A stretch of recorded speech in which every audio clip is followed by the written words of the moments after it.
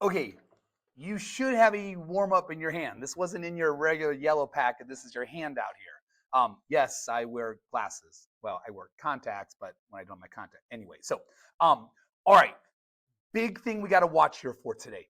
All right, and this is where our focus is going to be at. We've made comments about this before.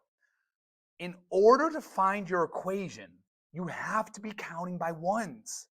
We're not. So remember, there's really a 9 that's in there, a 7 that's in there. So I can't just be like, oh, we're counting by hundreds. No, no, no, no.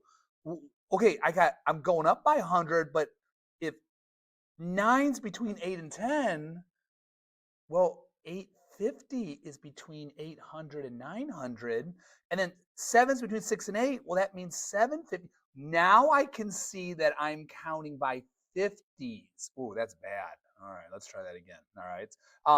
I can see that I'm counting by 50s, so 50x. Now, remember, I need the starting point there as well. So where this all kind of begins at. And that's always with 0. So, okay, 4, 2, okay, so that's a 1, that's a 0. I'm just going to squeeze it in there. You can do the same. You can make yourself a brand new table if you want. All right, but remember, we were counting by 50s, so now we still got to go the other direction, counting by 50s, but this way, instead of adding them on, yeah, we're going to subtract them. So if we're at 500, that means we're at a 450, and then who's at 0? 400. Remember, that's a key part because we need that beginning portion. So where's the starting point? In this case, it's the 400. So there we go. There's your equation. So again, you've got to fill them in so you're counting by ones, and you've got to find that 0 that you're looking at. All right, let's go to the next one here. Okay, so same idea, all right? I'm not counting by ones. So 1, 3, 5. Okay, 1. There should be a 2 in there, a 4 in there, a 6 in there.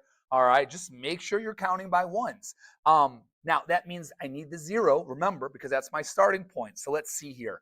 From 52 to 46, I'm dropping 6. So instead of going all the way and dropping 6 in the middle, we're going to drop 3 because chop 6 in half, right? Yeah, so that's a 49. So drop 3, drop 3, drop 3, 43, 40. Okay, so here we go. Y equals, now, we're dropping 3 each time.